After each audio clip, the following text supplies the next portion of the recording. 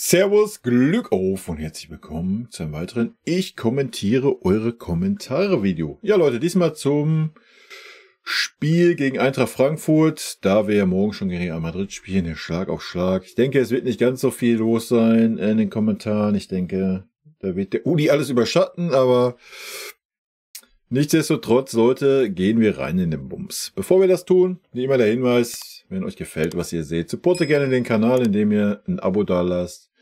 Gerne auch ein Däumchen oder einen Kommentar. Vielen lieben Dank.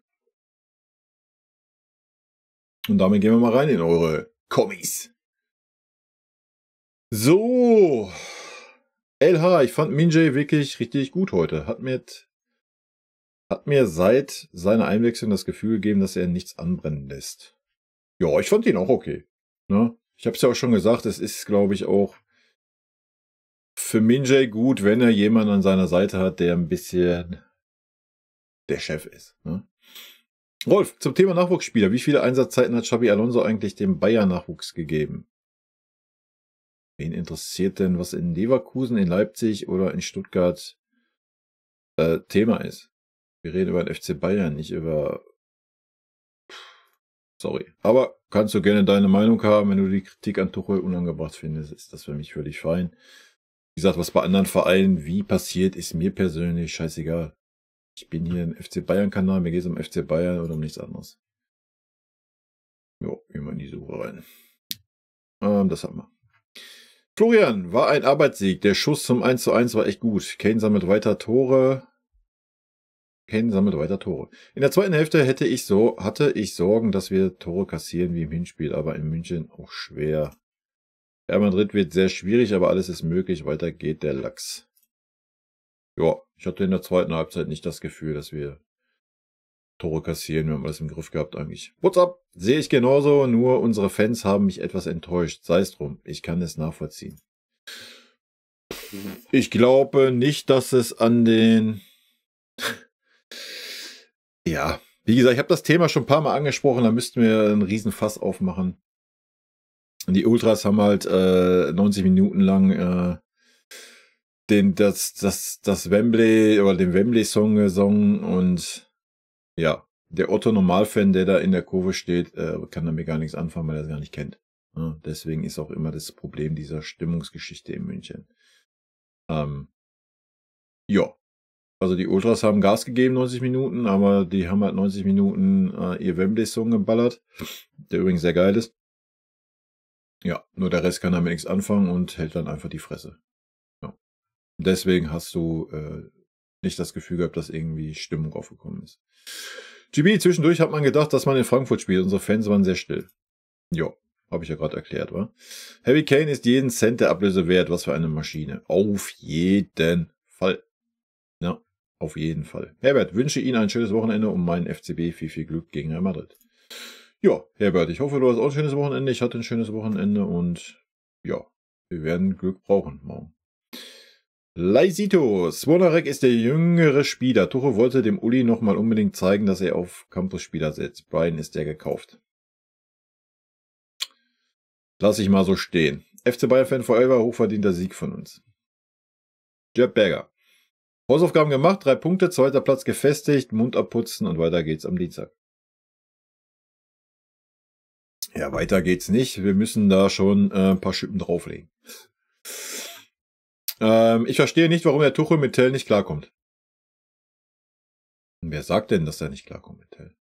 Ich denke das auch, ja, aber wer sagt das so offiziell? Keiner. Nochmal, Tuchel mag lieber fertige Spieler. Ja, das ist mein Eindruck und damit bin ich auch nicht alleine.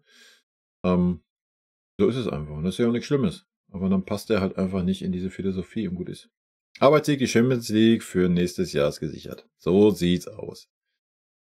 Heidi, warum auch immer, der Tuchel mag den Brian einfach nicht. Vielleicht darf er im letzten Spiel, falls da der 2. Platz safe ist, mal spielen. Ja, ist sehr schade, ne? Ist sehr schade. Vor allen Dingen, wenn man gesehen hat, wie er bei seinem anderen Verein performt hat, dass er da spanischer Nationalspieler geworden ist und dann kommt er zu uns und darf einfach nicht spielen. Das ist schon wild. Marco Günther. Leverkusen hat jetzt 3-mal in Folge unentschieden gespielt. Bei Bayern würde man da jetzt schon von einer Krise sprechen. Ja, na klar. Ich glaube nicht, wo wir Deutscher Meister waren, haben wir auch ein paar Spiele hergegeben. Kann ich mir sehr gut dran erinnern. Da hat auch keiner von einer Krise gesprochen. Völliger Schwachsinn leider.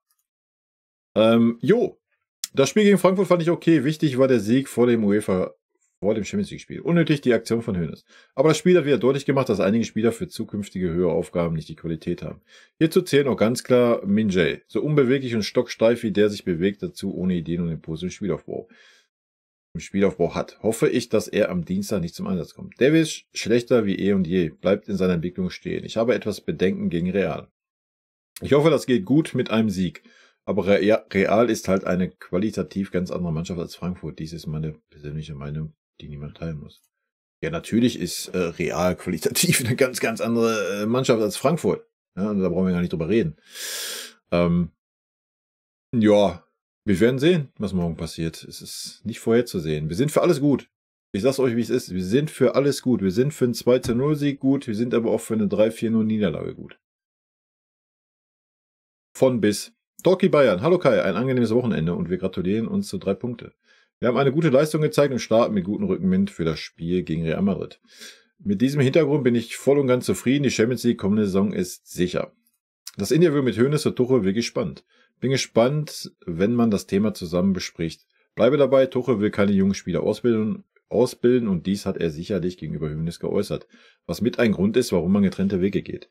Wünsche dir alles Gute, bleib gesund und auf ein gutes Ergebnis gegen Real daheim. Also ich gehe da ja mit, ich gehe auch mit der Aussage mit vom Uli. Ja, ich sehe das ja ganz genauso, habe ich ja hier seit einem halben Jahr gesagt.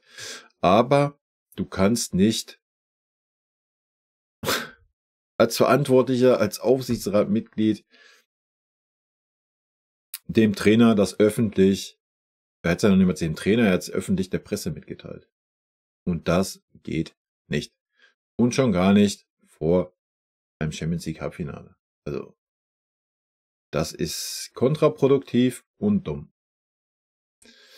Christian, die Frau von Hoeneß hatte es doch gesagt, wenn ein Trainer Xabi Alonso mit laufendem Vertrag einfach aus einem Vertrag aussteigt und die andere Mannschaft hängen lässt, dann ist er charakterlos. Und so etwas Charakterloses sollte sinngemäß nicht zum FC Bayern kommen. Von daher ist sie froh, dass alle so nicht gekommen ist. Und Uli stimmt dazu. Nach dieser Logik müsste Ralf Rangnick jetzt auf jeden Fall Trainer der österreichischen Nationalmannschaft bleiben, damit er nicht als charakterlos dasteht. Der Mist, den Hoeneß verzapft, wird immer größer und immer blöder, immer bescheuerter und immer selbstgefälliger. Vielleicht ist diese Geschichte von Uli am Wochenende ja von Ralf eine Hilfe bei der Entscheidung. Narzissten werden im Alter eher noch stacheliger, sturer und verbohrter. Die Abteilung Attacke ist in ein anachronisches Auslaufmodell von gestern mit einem Typen von vorgestern, der sich anmaßt, den Club von morgen zu formen. Ja, hast du gut zusammengefasst. Park Joe, immerhin gewonnen. Immerhin gewonnen. Christian, es ist alles ganz einfach. Hoeneß will nicht, dass Ralf Rangnick kommt. Er müsste viel zu viel Macht abgeben. Das erträgt ein Narzisst wie Hoeneß nicht. Deswegen inszeniert er jetzt so eine Show und Affentheater mit Tuchel, dass Rangnick sagt, lieber doch nicht. Das glaube ich nicht. Wenn dem so wäre, dass Hoeneß das nicht wollen würde, wir haben doch gehört, wie der Vorgang ist. Der Sportdirektor und der Sportvorstand suchen die Leute aus, gehen dann zum Aufsichtsrat, machen den Diener, fragen, hallo, dürfen wir den bitte einstellen? Und wenn nur eine Person, die da in dem Aufsichtsrat sitzt, Nein sagt, dann ist Nein. Hat Uli doch in dem Interview erklärt. Und wenn denn so wäre, würde Uli einfach Nein sagen. Oder glaubst du jetzt, Uli hat nicht die Eier, da Nein zu sagen? Also, wir können ja viel über den Uli sagen, aber nicht, dass er nicht seine Meinung sagt. Also, Banza, hallo, für mich eine solide Mannschaftsleistung. Das Spiel im Großen und Ganzen beherrscht und das ganz locker nach Hause gebracht. Was auffällt, dass das ganze Team sich unterstützt, dass alle mitarbeiten und die Positionen besetzt sind. Dazu fällt auf, dass wir seit paar Wochen selbst nach Gegentreffer völlig ruhig bleiben und nicht das Vertrauen verlieren. Mehr kann man heute nicht verlangen. Nun geht's gegen Real. Na, zum Glück gibt es noch ein paar, die das ähnlich wie ich sehen. Dass Uli das so raushaut, muss nicht unbedingt jetzt sein. Aber das ist ein Fakt. Steht doch außer Frage. Dass da so viele Fans anders sehen, erschreckt mich eher. Und Tuchel kommt im Interview mit dem Beispiel Zvonarek. Der Junge durfte in der ganzen Saison 20 bis 30 Minuten ran. Das nennt Tuchel den Beweis, dass er Talente fördert. Was ich genauso cringe fand. Seine Aufzählung als Beweis, wem er in Mainz etc. aufgebaut hat. Souverän sieht irgendwie anders aus, wie mit dem Müller-Spiel und vielen anderen Dingen. Lässt sich Tuchel immer wieder locken. Er hätte darauf gar nicht antworten sollen. Ich habe keine Ahnung, was Tuchel darauf geantwortet hat. Ich hab das nicht mitgekriegt. Ich hatte nur das gesehen bei Sky halt, die Reaktion, und er hat das ja ganz klar verneint und war schockiert, und es stand kein Telle in der Startelf, es stand kein Pavlovic in der Startelf, es stand kein Davies in der Startelf. Ja, also ich denke, also jeder Bayern-Fan, der meint, Tuchel würde junge Spieler fördern oder besser machen, sorry, der hat einfach keine Ahnung von Fußball. Das ist meine Meinung. Ja? Guck dir nur Davies an, welchen Leistungseinbruch er hat. Guck dir Musiala an, welchen Leistungseinbruch der hatte. Ja, ist jetzt ein bisschen besser geworden. Nenn mir einen Spieler, der unter Tuchel wirklich besser geworden ist. Es gibt in meinen Augen keinen. Ja? Pavlovic durfte spielen, wenn es keinerlei Alternative mehr gab. Sonst nicht. Ja? Also, Beispiel Tell, also ich muss es nicht ausführen, oder? Also, keine Ahnung. Nochmal, ich gehe 100% mit den Worten mit von Uli. Keine Frage. Nochmal, man hat das nicht so zu äußern. Das kann man ja intern so äußern, deswegen wurde Tuchel ja wahrscheinlich auch entlassen, weil man einfach andere Vorstellungen hat, wie man Jugendspieler aufbaut und einbindet. Das ist völlig fein. Das ist völlig okay.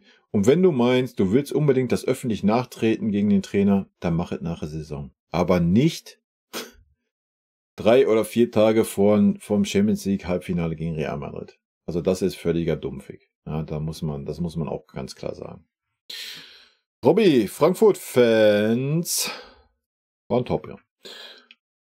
Bayern-Believer. Ich gebe dir recht, dass der Zeitpunkt der Aussagen unpassend war, aber die Aussagen öffentlich zu machen, fand ich sehr wichtig, da viele Fans das komplette letzte Jahr anscheinend aus ihrem Gedächtnis gestrichen haben und glauben, dass Tuchel doch ein guter Trainer sei. Ich bin auch froh, wenn dieser Trainer endlich weg ist, so wie einige Spieler auch. Ja gut, aber das muss ja am Ende jeder Fan für sich sehen. Ja, da ändert ja auch nichts, wenn der Uli das öffentlich sagt. Und das heißt ja auch nicht, dass Tuchel ein schlechter Trainer ist. Das heißt einfach nur, dass Tuchel keinen Bock hat, Talente zu entwickeln. Schon gar nicht, wenn er beim großen Verein ist. Und das ist doch völlig fein. Ja, das muss doch Herr Tuchel und sein Trainerteam für sich entscheiden. Und dass das so ist, steht ja außer Frage. Also guckt euch doch einfach diese Saison an. Da gibt's doch keine, auch nicht ansatzweise nur Argumente, dass das anders wäre. Ja? So. Aber nochmal, nein, man hat das nicht in dieser Art und Weise zu äußern. Meine Meinung, kann doch jeder anders sehen. GB, die AfD-Wähler hast mit deinen Videos zum Glück von diesem Kanal vertrieben. Ja, das tue ich ja öfters mal. Ich habe schon öfter gesagt, irgendwelche rechten Leute sollen sich hier verpissen. Und ganz ehrlich, jeder, der die AfD wählt, ist nun mal ein Rechter. Ob er das dann einsieht oder nicht, ist eine andere Sache. Ich weiß, ganz, ganz viele Menschen sind einfach doof. Aber wenn eine Partei wählt, die in vielen Bundesländern und vom Dingens her als gesichert rechtsradikal gilt, sorry Leute, den will ich hier auch nicht. Ja, da könnt ihr noch so sehr für den FC Bayern brennen, noch so sehr FC Bayern-Fan sein, noch so ein guter Kerl sein. Wenn ihr AfD-Wähler seid, verpisst euch hier. GB, die Strafe heute nicht auf Pavlovic zu setzen, war die Verletzung von Leimer. Nochmal. Klar können wir das im Nachhinein immer klug scheißen.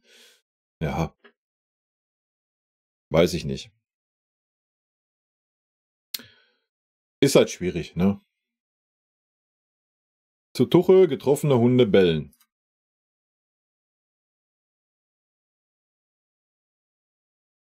Robby mag die Bayern nicht, aber mit Herzchen, oder wie? Ich bin noch unentschlossen, ob er sie mag oder nicht. Gut, Leute, das war ja relativ, relativ harmlos. Wir gehen jetzt in die PK rein. Da sind, glaube ich, ein paar Kommentare mehr. Ich bin sehr gespannt. So. Tommy, dein Statement zur Blöd-Zeitung, top. Ja, gut, also, das muss ja jeder für sich wissen, ja. Ich bin kein Bildleser und ich bin erst recht kein Kein Zeitungsleser oder Social-Media-Leser. Ja, ich kriege das natürlich alles mit, so Headlines-mäßig, wenn ich sage, hab's ja schon mal erzählt, wenn ich auf dem Klo bin und am Kacken bin, so, dann lese ich mein Handy und ich habe da meine Google News und da kriege ich natürlich Sachen vorgeschlagen. Ja, aber das meiste davon lese ich auch nicht. Ja, also ich schon gar nicht gebe ich irgendeinen Pfifferling auf das, was geschrieben wird. Ja, es ist nun mal heutzutage so, ob das Social Media ist, ob das Zeitung ist, ob das Fernsehen ist, ob das Nachrichten sind. Alles wird nur so gestrickt, dass ja viele Leute das klicken und ja, negative Schlagzeilen bringen halt einfach mehr wie positive. Ja. Guck dir mal irgendwelche Nachrichten an, wann siehst du da mal was Positives? Immer nur negative Scheiße, die kommuniziert wird. Aber so ist die heutige Gesellschaft, so ist es einfach und das muss jeder für sich am Ende des Tages entscheiden, was er liest, was er nicht liest. Ja. Ducci, wie kann man als Uli Hoeneß vor einem so wichtigen Spiel Real solche Sätze in einem Interview raushauen und gegen den Trainer schießen? Mehr Unruhe in die Mannschaft und Stimmung bringen geht nicht. Was für ein Bärendienst. Ja, dem ist nichts hinzuzufügen. Tommy, keiner steht über dem Verein, doch Ulrich und Susanne Hoeneß am Küchentisch. Ich bin für eine Petition Hoeneß raus. Ja, die wirst du ja niemals durchkriegen. Und ich bin auch gar nicht für Hoeneß raus. Ich glaube, das wäre auch fatal. Man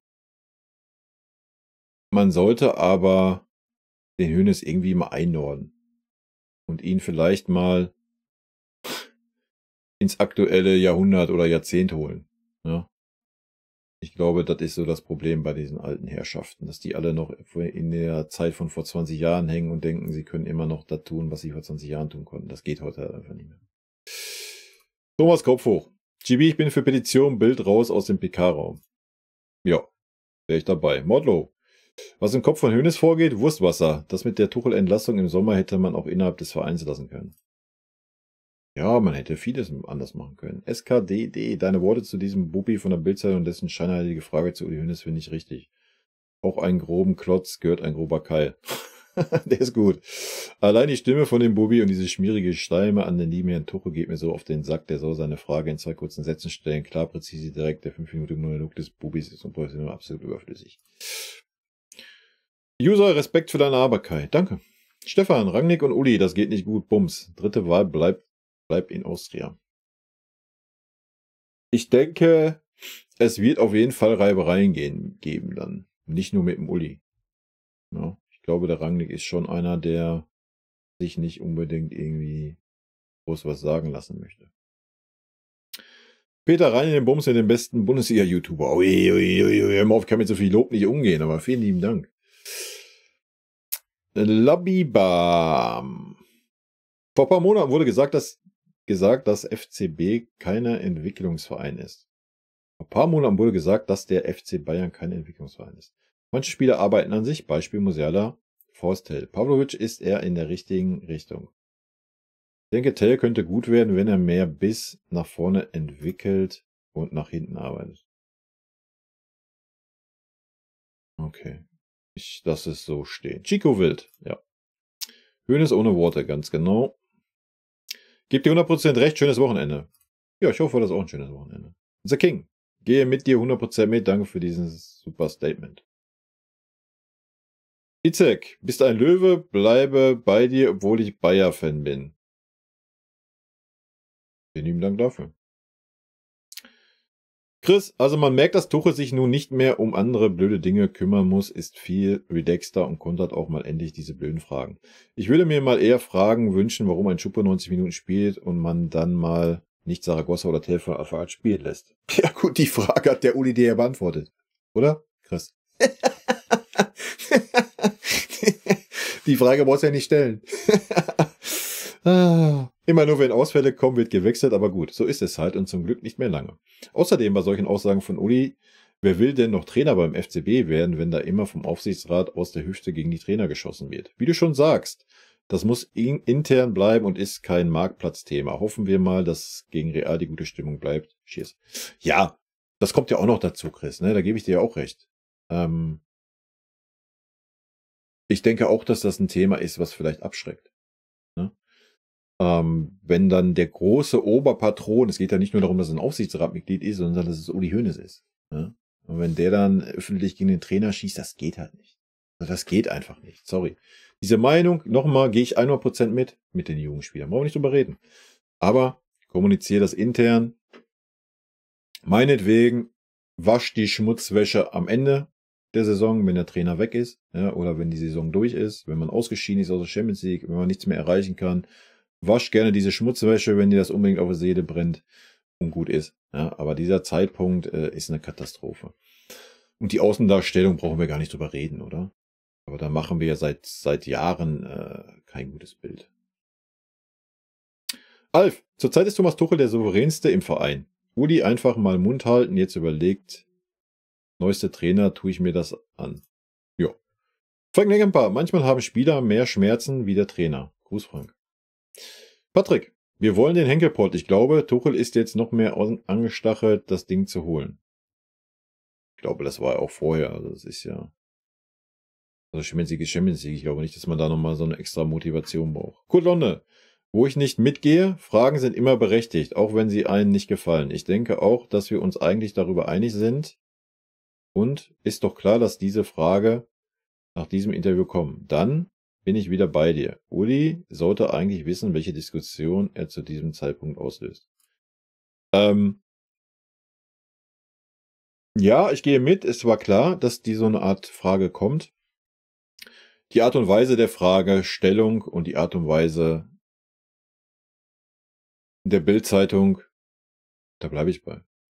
Das ist ein Ding, was nicht geht und ich würde die verbannen bei uns. Ganz einfache Kiste. Tuchel macht gerade einen guten Job, das muss man auch anerkennen. Jo. Janek, der Dino ist top. Frank Lampard, hallo, Tegernsee ist Erholungsgebiet. Jo. Tom, meine Güte, ich mag die blöd auch nicht, gerade weil sie polemisch mittlerweile so stramm auf Linie ist, aber da so auszuticken, es heißt nicht ohne Grund Fußballzirkus, und wenn die moralische Autorität im Fußball beim FCB sowas raushaut, dann wird das thematisiert. Ja, ist doch alles gut. Du kannst das doch für dich auch anders sehen. Briefe an Lucie, ja, stimme mir zu 100% zu, was die Einordnung der Aussage von Uli Hoeneß betrifft. Egal, wie ich das Thema bewerte oder wie du das siehst mit der Spieleröffnung bei Tuchel. Das geht gar nicht, schon gar nicht vor so einem wichtigen Spiel in der Champions League. Schlecht, unprofessionell und dämlich von Hoeneß. Ein weiteres Zeugnis einer ungeschlossenen, teils nostalgischen Führung, die sich wirklich schrecklich bei der Trainersuche blamiert. Das sind ungesunde persönliche Eitelkeiten in unserem Verein und die Entscheidungen im Verein werden nicht klar getroffen. Interner kennen wir beim FC Bayern nicht mehr. Im Sinne des eigenen dran Glaubens und zu der eigenen personellen Entscheidung zu stehen. Schlimm, wirklich schlimm. Enttäuschend, wie hier gesagt. Einfach mal die Fresse halten. Jo. Auch überhaupt so locker, naiv, öffentlich über Alonso Nagelsmann zu sprechen, dumm. Ja. Sieht so aus, als ginge das Theater einer sich lächerlich machenden Vereinsführung leider weiter. Ja. Ich schätze, dass TT sich in dem Irrsinn zunehmend gut auf Spiele und Mannschaften fokussiert. Mal sehen, real. Ich freue mich, wenn wir gut spielen. Das Geile ist, wenn wir aus den beiden Spielen als Sieger hervorgehen, haben wir gut gespielt. Anders geht es nicht weiterzukommen. Ja, man kann auch mal mit Glück weiterkommen, ne? Aber das werden wir sehen. Zu allem anderen, ja, stimme ich dir 100% zu. Ja, leider. Triumph. Also Innenbanddehnung könnte man sicherlich bis Dienstag noch hinkriegen, aber wenn er echt schlimme Schmerzen hat, ist es bestimmt mehr. Entweder Entzündung oder anderes. Da dauert das dann länger. Kapselrisse im Knie sind immer so 2 Wochen minimal, kann aber auch nur 4 Tage dauern, wenn es kein richtiger Riss ist. Denke aber eher, dass beide ausfallen werden oder nicht voll spielen können. Das weiß ich nicht. Ich denke mal, wir werden heute im Laufe des Tages, sollte es ja irgendwie eine PK geben, denke ich. Und ich denke, dann werden wir ein bisschen Infos kriegen. Sorry, aber ein Gedanke kam mir jetzt doch noch. Weil das Thema jetzt dermaßen die Schlagzeilen bestimmt. Der Uli mag zwar so langsam aus der Zeit gefallen sein, aber senil ist er nicht. Könnte auch sein, dass er das mit Absicht gemacht hat, um dem Petitionisten etwas entgegenzusetzen. Dann stellt sich aber schon die Frage, ist das mit dem anderen Kandidaten noch so unsicher, dass man das tun muss? Ich weiß nicht, ob der Uli senil ist. Ja, kann ich mir jetzt auch nicht vorstellen. Macht auf jeden Fall nicht den Eindruck. Ja?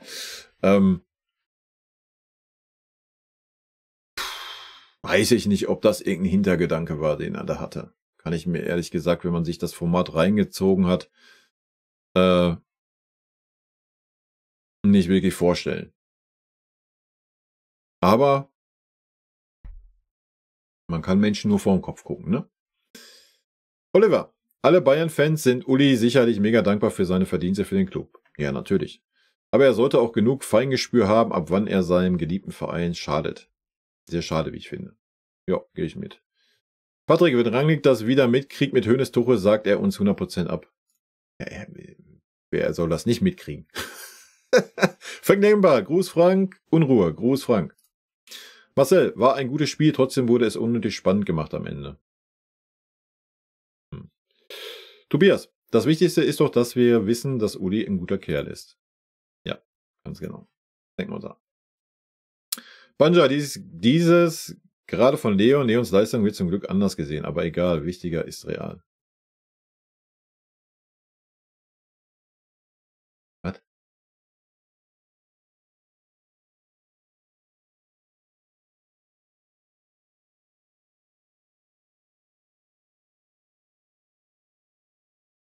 Hans im Glück. Naja, obwohl die Sportbild mit vielen News oft recht hat, aber natürlich kann man über die Art und Weise streiten.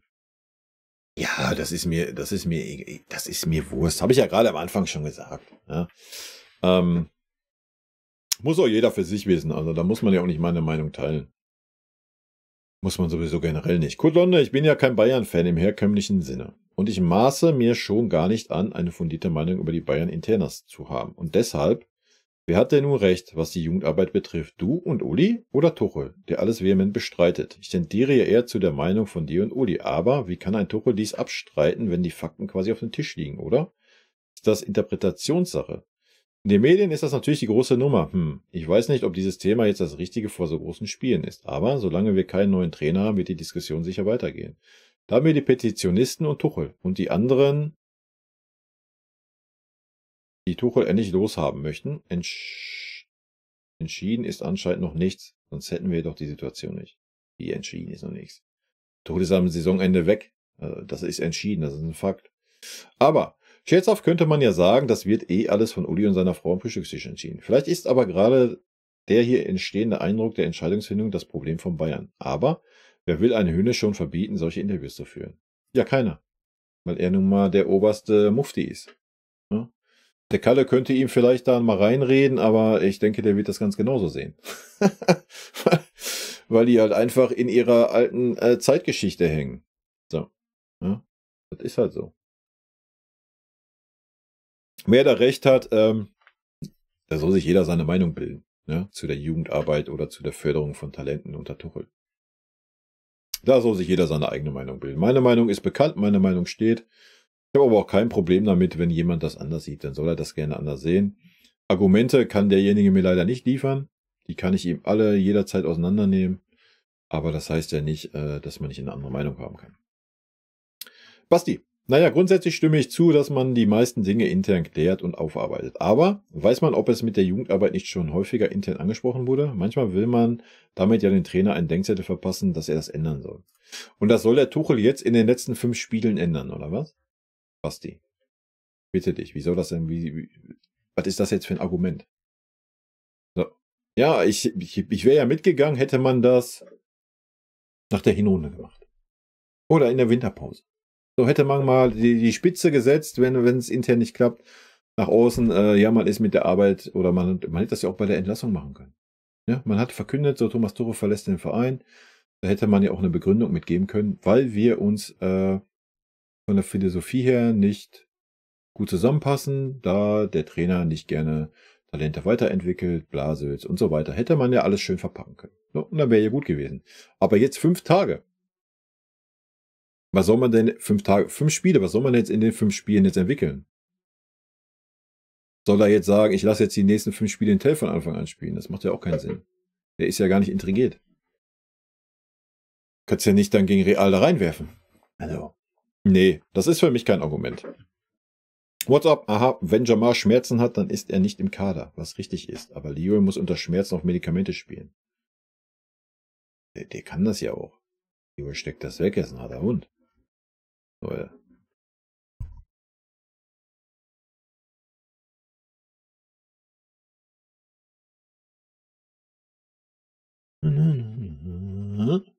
Leute, das waren eure Kommentare. Vielen lieben Dank für eure Kommentare.